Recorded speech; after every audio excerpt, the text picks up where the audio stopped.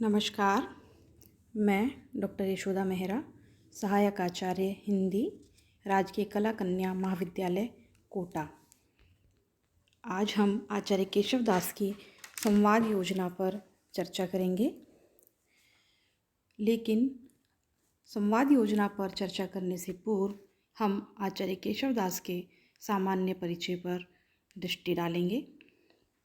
केशव दास का सामान्य परिचय। केशव दास जी का जन्म 1555 ईस्वी में हुआ, मृत्यु 1617 ईस्वी। जन्म स्थान ओरछा बुंदेलखंड।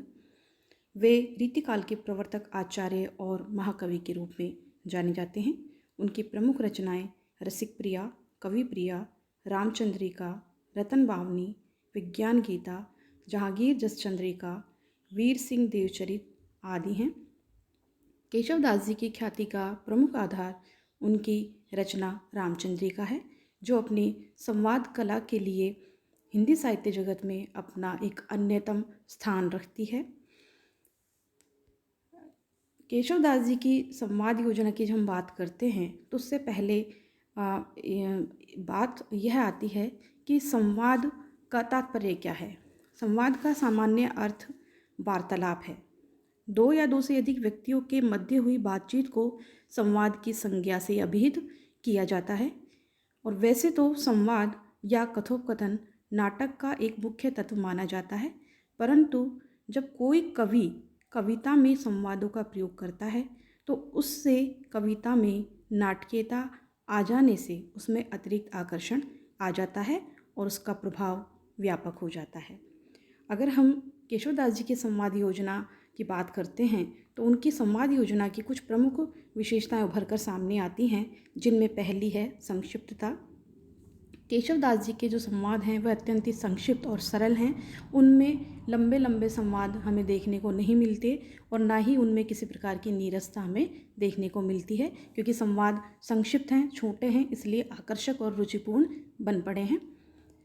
दूसरी विशेषता है रोचकता। संवाद संक्षिप्त होने के कारण शब्द चयन बहुत ही सटीक और सुंदर बन पड़ा है, जिसके कारण संवादों में एक रोचकता हमें देखने को मिलती है। तीसरी जो विशेषता है वह नाटकीयता है। रामचंद्रिका में केशव ने नाटकीय गुणों से युक्त संवादों की सुंदर योजना की है। इनमें पात्रों के हाव भाव और अनुभवों को उत्पन्न करने की अभूतपूर्व क्षमता होती है, जो कथा के प्रस्तुत कार्य को गति देते हैं। जो संवाद इस प्रकार पात्रों में हाव भाव और अनुभवों को उत्पन्न कर संवादों में निहित भावों के अनुकूल अभिनय की चेष्टाएं उत्पन्न करने में समर्थ हों, वे नाटकीय गुणों वलित संवाद या कहें कि नाटकीय गुणों से युक्त संवाद कहे जा सकते हैं। तो इस प्रकार नाटकीयता का गुण भी केशव के संवाद योजना में हमें देखने को मिलता है। अगली विशेषता है चरित्रोद्घाटक। केशव दास जी के जो संवाद हैं वह चरित्रोद्घाटन में बहुत ही सफल बन पड़े हैं।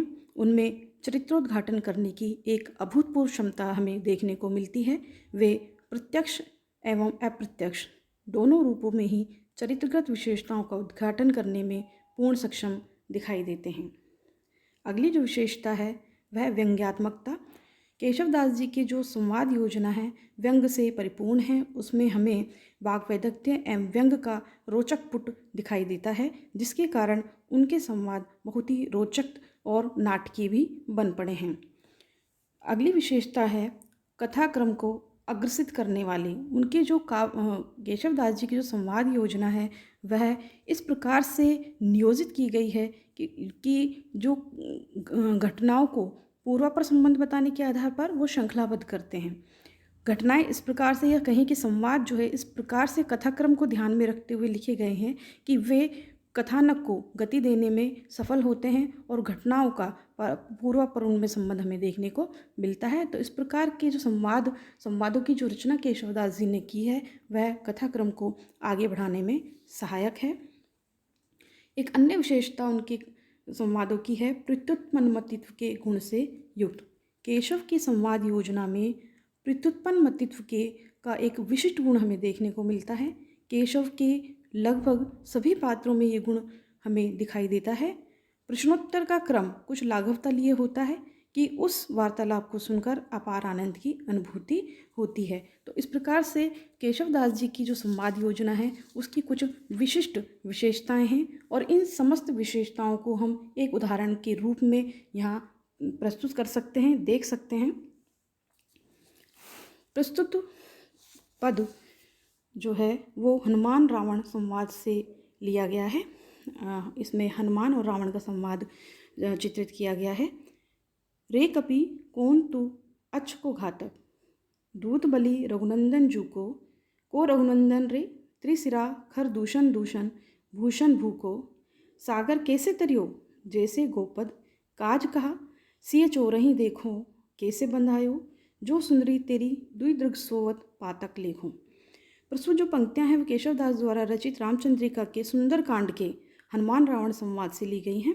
इसमें केशवदास की संवाद योजना का एक अनुपम उदाहरण है जिसमें उनके संवाद योजना का समग्र रूप दिखाई देता है। प्रस्तुत जो प्रसंग है वह मेघनाद जब हनुमान को ब्रह्मपाश से बांधकर रावण के सम्मुख लाता है उस समय का यहाँ वर्णन किया गया है। तब रावण हनुमान को देखकर हनुमान से पूछते हैं, रे कपि कौन तू, हे बंदर तुम कौन हो, अच्छ को घातक। तो हनुमान उत्तर देते हुए कहते हैं कि मैं तुम्हारे पुत्र अक्षय कुमार को मारने वाला दूत बलि और साथ ही महापराक्रमी रघुनंदन जू को, दूत पराक्रमी महापराक्रमी राम का दूत हूँ। को रघुनंदन रे, रावण आगे पूछते हैं कि रघुनंदन कौन है। त्रिशिरा खरदूषण दूषण, तो हनुमान उत्तर देते हुए कहते हैं कि राम त्रिशिरा खरदूषण नामक तुम्हारे वीर योद्धाओं को मारने वाले भूषण भूको और संसार की आभूषण हैं। सागर कैसे तरियो, रावण पुनः हनुमान से पूछता है कि तुमने इस समुद्र को किस प्रकार पार किया। जैसे गोपद, हनुमान कहते हैं कि इतनी आसानी से जैसे गाय का खुर हो। काज कहा, रावण पूछता है कि तुम किस प्रयोजन से, किस उद्देश्य से, किस कार्यवश यहाँ आए हो। कैसे बंधाए हो। काज कहा सिय चोरही, तो हनुमान कहते हैं कि मैं सीता के चोर को ढूंढने आया हूँ। कैसे बंधाए हो। रावण फिर पूछता है कि तुम इतने बलशाली होते हुए भी कैसे बंध गए। जो सुंदरी तेरी दुई दृग सोवत पातक लेखो, तो हनुमान उत्तर देते हुए कहते हैं कि तुम्हारी सोती हुई नारी को निर्वस्त्र देखने के कारण पाप स्वरूप मुझे बंदी होना पड़ा। तो प्रस्तुत जो पद है इसमें हमें संवाद योजना के रूप में जो हम देखते हैं तो केशवदास की संवाद योजना की समस्त विशेषताएं देखने को मिलती है। ये बहुत ही संक्षिप्त संवाद है और बहुत ही बड़े प्रसंग को एक छोटे से पद में यहाँ पर बांधने का प्रयास केशवदास जी ने किया है और जिसमें पूर्ण नाटकीयता व्यंग्यात्मकता के दर्शन हमें होते हैं। और साथ ही ये पद जो है वो चरित्रोद्घाटक है, जो यहाँ पर हनुमान का वाक्चातुर्य, उनका ज्ञान प्रदर्शित करता है, साथ ही रावण का दंभ और उनका अहंकार यहाँ पर दिखाई देता है। और इस पद का गूढ़ार्थ यह है कि राम महापराक्रमी और बलशाली हैं, शक्तिशाली हैं, अतः रावण को उनसे शत्रुता मोल नहीं लेनी चाहिए। साथ ही दूसरा इसका गूढ़ार्थ यह भी है कि जब सोती हुई परनारी को देखने मात्र से पाप स्वरूप हनुमान को यहाँ बंदी होना पड़ा तो परनारी का अपहरण का क्या फल मिलेगा, यह एक विचारणीय प्रश्न है। प्रस्तुत रावण हनुमान संवाद बहुत ही रोचक, भावपूर्ण और प्रभावशाली बन पड़ा है और यह संवाद योजना केशव के वाक्वेदग्ध्य एवं व्यंग का अनूठा और अनुपम उदाहरण है। इसी कारण केशवदास जी को संवाद योजना में सर्वश्रेष्ठ कवि माना जाता है और ऐसा माना जाता है कि उनके संवाद योजना के समान अन्य किसी भी हिंदी साहित्य जगत के कवि में यह गुण जो है, कहें कि ये विशेषता जो है हमें देखने को नहीं मिलती है। इस प्रकार के कलात्मक संवाद केशव के अतिरिक्त अन्य किसी भी कवि ने नहीं लिखे हैं और निर्विवाद रूप से कहा जा सकता है कि केशव को संवादों में सर्वाधिक सफलता प्राप्त हुई है। धन्यवाद।